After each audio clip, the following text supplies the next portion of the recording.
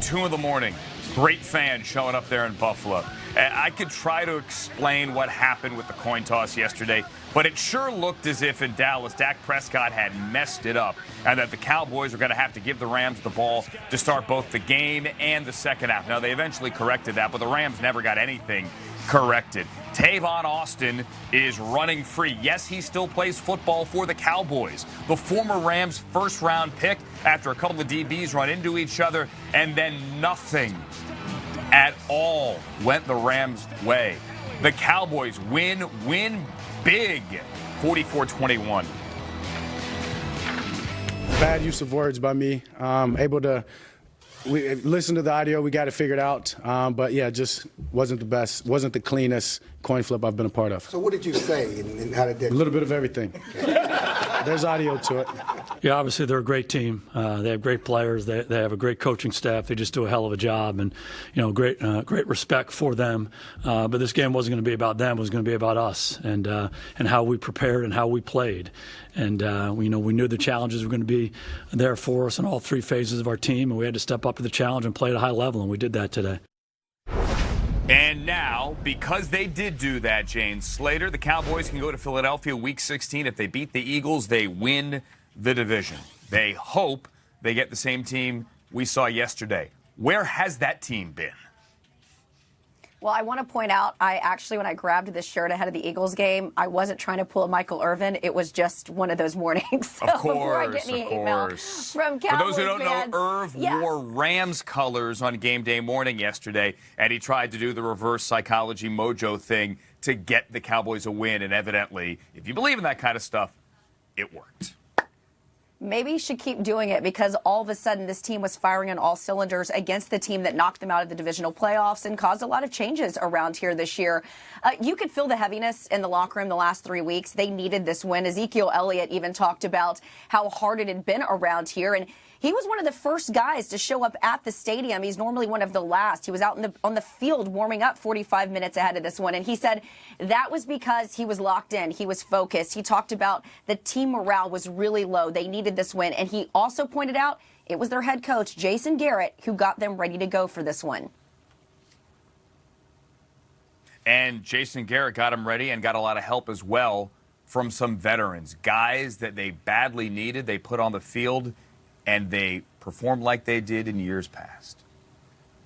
Little old man strength from both Sean Lee and Jason Witten. Sean Lee was such a difference maker in this game. I mean, I think about that interception ahead of the half with 1:32 to go, 2nd and 14. He gets that interception. You can see him doing a little spin move too, and it took multiple guys to bring him to the ground. The sideline erupted from his teammates. And then after that, in the second half, he goes out and he gets a sack. So this was a signature game for Sean Lee, saying that he felt that this team deserved that from him, that he hadn't been there for as many games as he had liked because he's dealt with injuries over the years. So he stepped up. And then, of course, Jason Witten. One of the funniest things that Jason Witten said after that ridiculous one-hand grab was that he spiked the ball. Very uncharacteristic for this guy. He and Sean Lee, not guys to do the big celebrations. He joked that he was going to have to call his granddaddy and apologize to him because he doesn't think that he remembers spiking a ball since he was about 16 years old. Not bad for a guy that was calling football games in the booth a year ago. Jason Witten with the catch behind him, spinning into the end zone there. I see what you did there. Jane Slater wearing Eagles colors, giving me the perfect transition. Don't Thank at you, me. Jane. Don't at me, Cowboys fans. I won't. With the Cowboys victory now, which they needed because earlier in the day, the Eagles did their job against Dwayne Haskins and the Redskins. But give Haskins credit. He played the game of his career. Give Adrian Peterson credit. He is now 5th on the all-time rushing list. He passes Curtis Martin by a yard. And the Redskins are leading this thing 21-17. Also gets there to Walter Payton on the all-time touchdown list. But for the second time in 6 days, Carson Wentz marches his team down the field when they need it badly at the end. He throws a touchdown to former quarterback Greg Ward. They win by 10. The team's resilient. We realize, our backs are against the wall just like last week. And it's do or die right now, and make or break, and guys stepped up and kept making plays. And guys, through the good, the bad, the ugly, guys just kept believing. guys just kept believing. I had the fumble, and everybody was, cheering me up and getting me going, and defense had the big stop, and we just kept believing, kept looking at each other saying we got this and we got it done.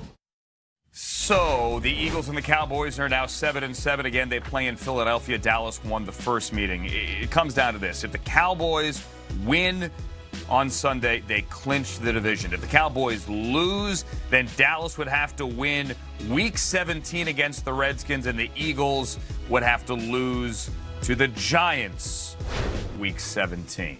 Marc Ross, former Giants executive, joins us now for this, what I used to call the glamour division, the NFC East. There's not a lot glamorous about it this year. Marc, after watching what played out on Sunday, how do you think this thing ends up not only in Philly this coming week, but after both weeks? Right. Well, couldn't have scripted any better than Philadelphia versus Dallas for the division championship. And I'm going to go with the Eagles here, and for two reasons. One, Carson Wentz, as you've just seen, he's working his magic at the end of games, and defensive coordinators of Dallas is going to be scared at the end of the game if he has the ball in his hands that he has a chance to win. Two is because of Doug Peterson and the Eagles organization. They've won big games. They've won a Super Bowl. So the entire organization has that feeling, that confidence that they know that if they win this game, they can move on. It reminds me of our runs with the Giants in 2007 and 11. 2 weeks ago, the Eagles lost to the Dolphins, and they were gone. I mean, no one would give them a chance to win another game. It reminded me of 2007, Week 15 with the Giants. We lost to Washington at home. Todd Collins completed 8 passes, and we didn't think we'd win another game.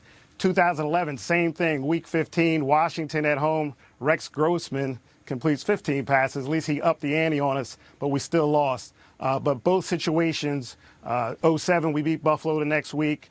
2011, we beat the Jets, and that spurred us on. So it reminds me when the Eagles lost that game to the Dolphins, all was lost of our runs there. And I think this is going to spur them in the same sort of way. Amazing. Carson Wentz is doing it with wide receivers, not off the street per se, but with Greg Ward there finally getting in the end zone, the former Houston. I mean, they're one play away from Howard Carmichael and Mike Quick playing.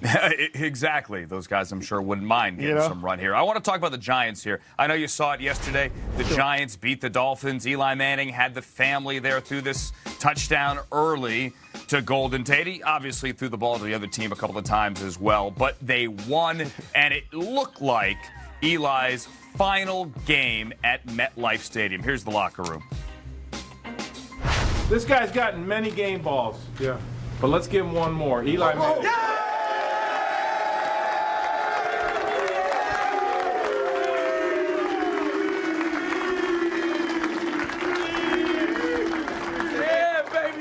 Guys, I appreciate this. All of them are tough. Doesn't matter what the feeling is, what the season's going. There's not a better feeling than a win in the locker room on a Sunday, boys. So I appreciate this one. It's special. And let's keep it rolling, all right? I'll see y'all Wednesday.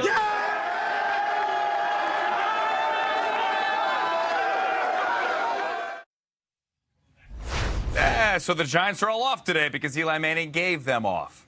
Good for Eli, by the way. It felt like the end, Marc, yesterday. Do you think Eli plays somewhere else next year? I don't, Andrew. And as you've seen, I mean, they had the big celebration. He had his family at the last 2 games. This just seemed like the perfect storybook ending that Giants fans, Eli supporters, have wanted for a while, for a few years now. It was against the Dolphins. He did throw 3 picks, but they won the game. He threw a couple touchdowns. He gave the emotional speech. I think this is kind of the closure that everyone wanted, who's around that organization and the Giants fan base. So I don't think he'll come back with the Giants just to have that shadow over Daniel Jones. And I think more than likely you'll see him in a broadcast booth as opposed to on an NFL sideline next year. Well, sign me up. I'd like to listen to that. Marc Ross back with a little more playoff perspective a little bit later as Eli Manning goes out a winner at MetLife Stadium. Thank you, Marc. The NFC playoff picture taking shape now. The Seahawks are now back at number 1, and the Niners have fallen to 5. We'll dive into both of their games a little bit later. The Cowboys are the Eagles in the East, and it sure looks like the Vikings as the last wild card. The Patriots are in. It wasn't easy, though, in Cincinnati early. We'll head to Foxborough for the breakdown straight ahead.